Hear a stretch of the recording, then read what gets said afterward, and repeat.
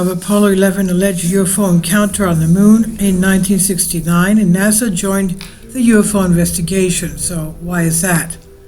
NASA joined the UFO investigation just about a year ago, year which is said to be the year of UFOs, as the UFO hearing have established a significantly new path to look into the unidentified aerial phenomena, UAP, what we call UFOs.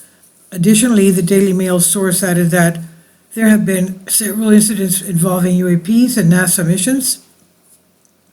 NASA has a history of astronauts and employees who publicly accepted the existence of UFOs and alien life. Buzz Aldrin, Edgar Mitchell, Story Musgrave, British cosmonaut Helen Sharman, Russian cosmonaut Vladimir Kovalyonok, and Viktor Afanasyev, I'm sure I'm not saying that right, anyway, have had shocking encounters. And here we explain what caused Edgar Mitchell to believe in ETs after returning from the moon. Former NASA astronaut said that he had experienced an epiphany that changed his thoughts about the origin of life on Earth and accused the government of hiding the truth. In 2004, he claimed the U.S. government was covering up the truth, including the story of alien bodies, commenting, "A few insiders know the truth. They're studying the bodies that have been discovered." UFO cover-up by Timothy Good. In 1987, British UFO researcher Timothy Good wrote a book entitled Above Top Secret, The Worldwide UFO Cover-Up, in which he states that Neil Armstrong saw other spacecraft, in other words, ET spacecraft. It has been the most bizarre claim ever made. Is there any truth in Good's book? Timothy Good was once called Britain's leading UFO researcher by British weekly newspaper Observer. After presenting his book, he was involved in the initial publication of the purported Majestic 12 documents. Later, according to the skeptic Phil Klass, Good questioned the authenticity of at least some of the documents. In 2007, the CIA cited Above Top Secret as one of the sources contributing to the idea that CIA has secretly concealed its research into UFOs. And besides, in May 2019, Tom DeLonge of Blink 128 credited Good's book with opening his eyes into UFOs, leading to DeLonge's development to the Stars Academy. Unfortunately, the myth of 70 years that UFOs don't exist has ended.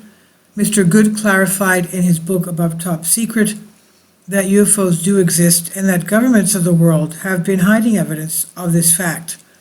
His study is worth examining the facsimile copies of confidential and secret documents from the US, Canada, and Europe, as well as controversial MJ-12 documents.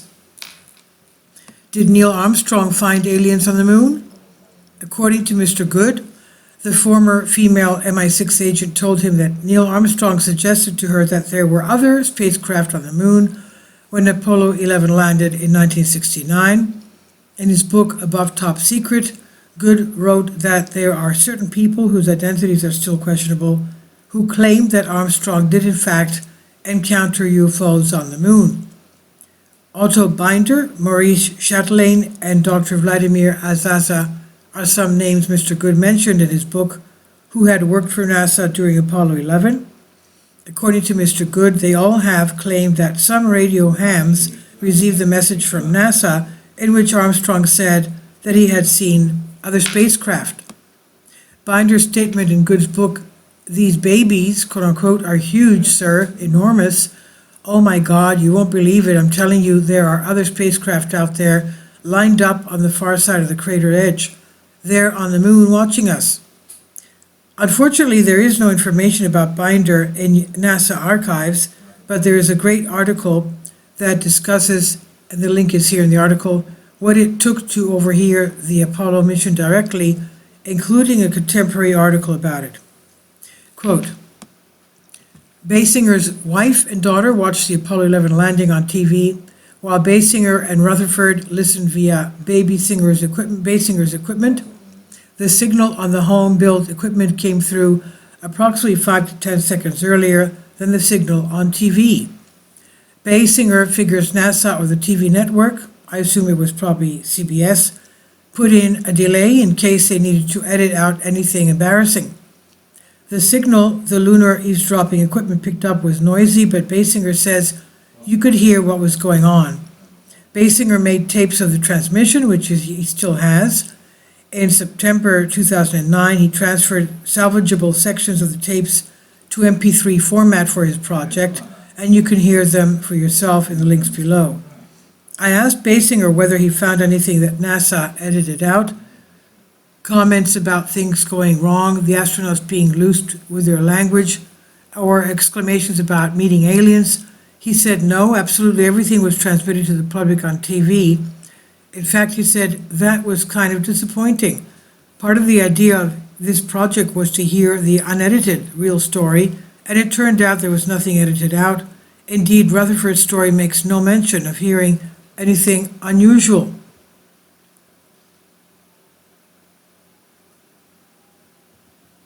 And is there any Maurice Chatelain, former chief of NASA Communications System, who also confirmed that Apollo 11's radio transmissions were interrupted on several occasions in order to hide the news from the public?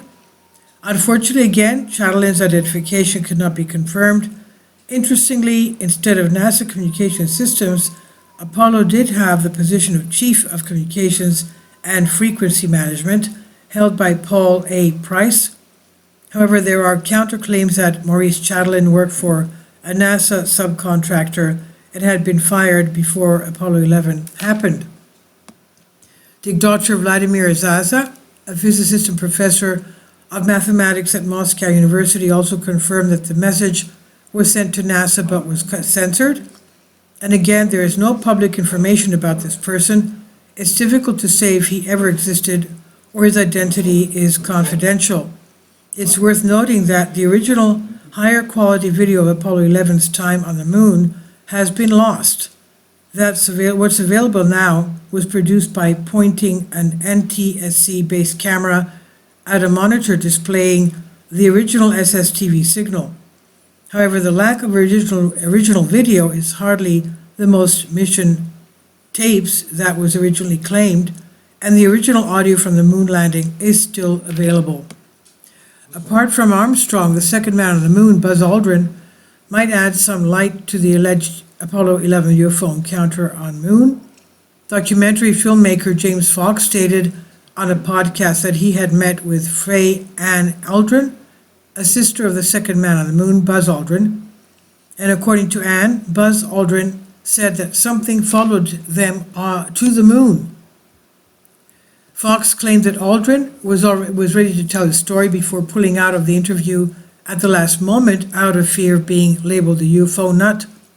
Although he did not tell his story to James Fox, Aldrin spoke publicly to the Science Channel, asserting that objects were following Apollo 11, to which NASA responded by issuing a statement claiming Aldrin was taken out of context and that objects seen by the crew were panels from the separation of the spacecraft from the upper stage.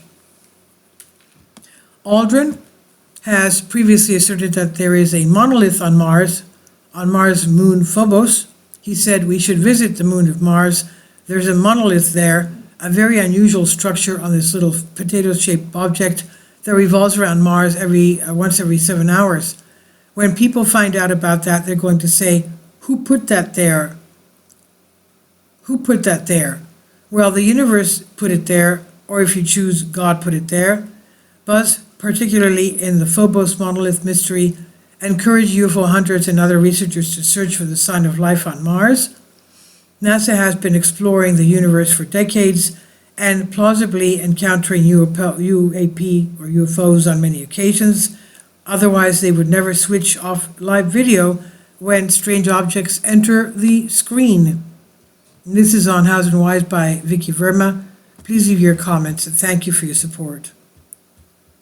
Please support my Patreon account. The daily posts are 5 videos daily, and they are totally different from what I have on my YouTube channel. Thank you so much for your support and that you find all my content so interesting. You'll find the Patreon account details in the description box below.